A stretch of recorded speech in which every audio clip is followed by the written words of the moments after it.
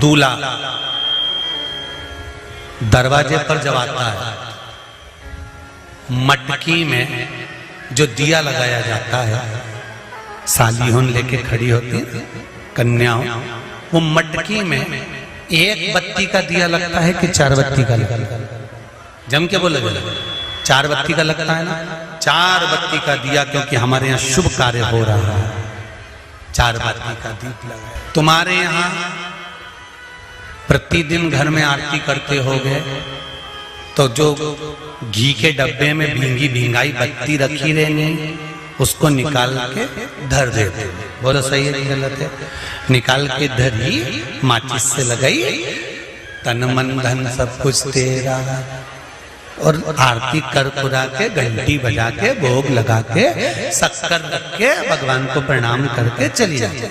अब तुम्हारे यहाँ सत्यनारायण भगवान की तुमने कथा करवाई, तो जो घी की बत्ती लगी वो तो लगी, उसके अलावा एक दिए में कपूर अलग से लगाया। मतलब कितनी बाती हो गई? एक घी की हो गई, एक कपूर की आरती हो गई। जजमान लोग यहाँ आरती करते हैं, उसके बाद में कपूर को फिर जला देते हैं। उसका कारण क्या? अधिकता में फल पर प्राप्त करना, अधिकता में फल देना। साल, 2 साल, 4 साल, 6 साल में आप भी प्रयास करा करो, पतली पतली बत्ती बनाकर 108 गिनकर घी में जब उसको पूरी बांध लो, घी में भिगो कर रख लो। कोई घर में विशेष कार्य हुआ, या कहीं तीर्थ गए, कहीं गंगा जी के घाट पर गए, सरयू, मंदाकिनी, नर्मदा, गोदावरी, छिपरा आदि कादि के घाट पर गए, तो उस बत्ती को प्रकट कर कर जलाकर रख दिया। क्या होता है उससे? माता सती ने कौन सा पुण्य करा था? जो शंकर भगवान के कंधे पर शव पड़ा हुआ था और शंकर नाच रहे थे, वो सती का पुण्य था कि वो कभी एक सामग्री से शिव को प्रसन्न नहीं करती थी, बहुता में देकर शंकर को रिझाती थी। इसलिए शिव ने उसको अखंडता प्रदान की। शंकर भगवान ने अखंडता दी है उसको, अखंडता। वल्ली देवी ने एक कलश, देवसेना ने एक कलश, भाग विभाजित हो गए थे, भाग विभाजित, आधा भाग भगवान को चाहिए ही पूर्णता। फिर निवेदन करेंगे। अब एक प्रश्न और खड़ा हो जाता है, ध्यान दीजिएगा जरा, कि गुरुजी तो कथा में कहते हैं कि एक बेलपत्र भी चढ़ा दी तो भगवान शंकर ने स्वीकार करी। सियोर वाले गुरुजी कहते हैं एक चावल का दाना भी चढ़ाया तो भगवान शंकर ने स्वीकार करा। का क्या भाव है? इसका क्या भाव, का क्या महत्व? तो वो भी समझ लेना जरा अच्छे से, बहुत ध्यान से समझना जरा। बाती शंकर जी के मंदिर के बाहर लगाई है। कहाँ लगाई है? मंदिर के। कपड़े दान करे मंदिर के। पंडित जी जब मंत्र बोलते हैं तो कहते हैं एक बेलपत्रम, एक बेलपत्र मात्र, एक चावल का दाना। सियोर वाला महाराज भी कहता है कि एक चावल का दाना शंकर भगवान को समर्पित कर दो, एक बेलपत्र समर्पित कर दो, एक लोटा जल समर्पित कर दो, एक फूल की मात्र एक पंखड़ी भी चलाई तो भगवान शंकर इसको स्वीकार करेंगे। इसका महत्व क्या है? तो लिंग पुराण में लिखा है, जब शंकर भगवान पर, शिवलिंग पर कोई एक वस्तु भी समर्पित होती है तो वहां शंकर जी का नाम बदल जाता है और शिव जी का नाम लक्षेश्वर महादेव हो जाता है। कौन से महादेव हो जाते हैं? लक्षेश्वर। शंकर भगवान को जब एक चावल का दाना, एक वस्तु, एक सामग्री शिव को समर्पित करी जाती है, वहां शंकर लक्षेश्वर महादेव हो जाते हैं। लक्षेश्वर का मतलब क्या होता है कि एक बेलपत्र समर्पित करी तो शंकर भगवान ने उस बेलपत्र को 1,00,000 बार स्वीकार कर लिया। एक चावल के दाने को 1,00,000 बार स्वीकार कर लिया। शंकर भगवान लक्षेश्वर महादेव बन गए। लाखों की संख्या में शंकर भगवान के स्वरूप वहां पर प्रकट। आप में से कितने लोग हैं जो क्षिप्रा नहाए थे? आप में से कितने लोग हैं जो नर्मदा नहाए? आप में से कितने लोग हैं जो गंगा नहाए? आप में से कितने लोग हैं सरयू नहाए?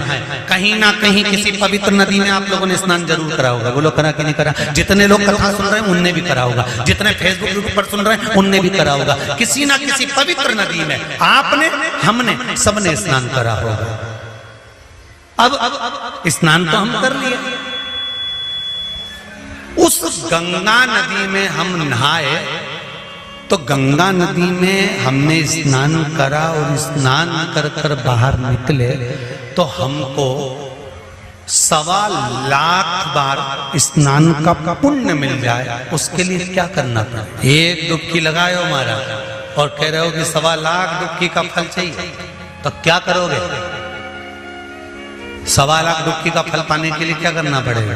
केवल एक काम, जिस पवित्र नदी का स्नान कर रहे हो उस पवित्र नदी की बालू का, बालू मतलब रेत का, बालू का शिवलिंग का निर्माण करना, उसका पूजन करना, पूजन कर कर जो बत्ती जोड़कर 108 बत्ती बनाई है, पूजन कर कर एक दिए में वो बत्ती, उस जो बालू का शिवलिंग बनाया है, पार्थिव शिवलिंग का निर्माण करा है, जो तुमने किसी गंगा, सरयू, नर्मदा, क्षिप्रा, मंदाकिनी, नर्मदा आदि पवित्र नदियों के तट पर स्नान करते समय तुमने जो शिवलिंग बनाकर पूजन करा है, उसके सामने वो बाती को जला देना, उसी से आरती उतार लेना, वो बाती वहां लगाकर छोड़ देना और छोड़ने के बाद उस शिवलिंग का फिर विसर्जन कर देना। विसर्जन कर कर उसी जल को अपने ऊपर छींट लेना। 1.25 लाख डुबकी का फल एक ही क्षण में प्राप्त। इसको लक्षेश्वर महादेव कहते हैं,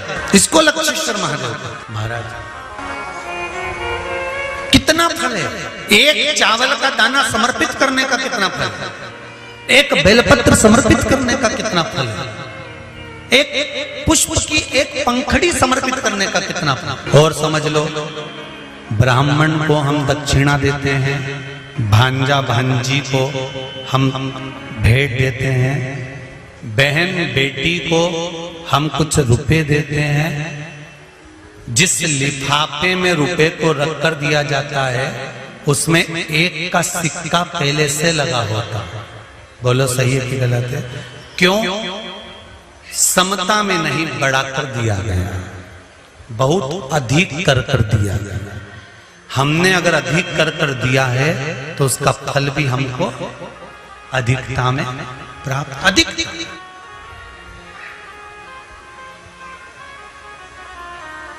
वो तो कहीं कहीं का होता है जो सोच विचार में थोड़ी गड़बड़ी कर सकता है। एक हमारे मित्र हैं, एक जगह जन्मदिन पर गए तो वहां उन्होंने जन्मदिन पर उन्होंने 5 रुपए लिफाफे में रखे। तो हमने कह दिया, क्यों रे ओ प्रकाश, उसके यहाँ जन्मदिन पर जा रहा है और 5 रुपए रख रहा है? तो क्या हमने जन्मदिन मनाया था 8 साल पहले, तब उसने भी तो 5 रुपए रख के दिए थे। तो हमने कहा 8 साल पहले 5 रुपए की महत्वता थी, अब तो 5 का 10 हो गया, तो 10 तो दो। हमारे यहाँ पहला सा नियम था, बहन बेटी जितनी बार आती थी ना, जितनी बार आती थी, घर की बहुएं उसकी झोली में थोड़ा सा चावल, दाल, जो भी घर में होता था वो डालती थी। भले वो लेकर नहीं जाती थी, इतना सा दाना पल्लू में बांधा और लेकर चली गई, भले वो वहीं छोड़ गई, पर उसकी झोली कभी खाली कर नहीं भेजते। आप में भी जितने लोग बैठे, ऐसा नियम पहले था। अब आज का जमाना तो बड़ा विचित्र हो गया कि बहन बेटी से आस लगाकर बैठते हैं। जैसे ही आई तो पहले सोचते हैं राखी पे कितने भतीजों के कपड़े लेके आई है, कितने भाई के कपड़े लेकर आई है। अब तो आस लगाकर बैठते हैं कि ये लाई हो। और भाई और भाभी को बहन से आस नहीं लगाना चाहिए, भाई और भाभी को तो बहन लेकर आए, चाहे ना आए, फर्ज हमारा है कि हमारे दरवाजे से हमारी बहन बेटी खाली ना जाए, तो हमारा दरवाजा भी कभी खाली है। कितना अंतर है, कितना। सनातन धर्म में जन्मदिन पर केक काटा जाता है क्या? अरे बोलो जम के, नहीं। सनातन धर्म में जन्मदिन पर केक नहीं काटा जाता। सनातन धर्म और ये आज के जो ये पाश्चात्य पद्धति चल रही है कि पहले काटो फिर बांटो, ये काटो और बांटो, ये सनातन धर्म की पहचान नहीं है। सनातन धर्म काट कर बांटना नहीं जानता, सनातन धर्म जोड़कर बांटना जानता है। पहले जन्मदिन मनता था तो बूंदी छटती थी, नुकती बूंदी, उसके दाने अलग अलग रहते थे। सनातन धर्म के लोग बांध कर बांटते हैं। बूंदी छटती थी, आटा सिकता था, बिखरा रहता था, दूध का छींटा देकर उस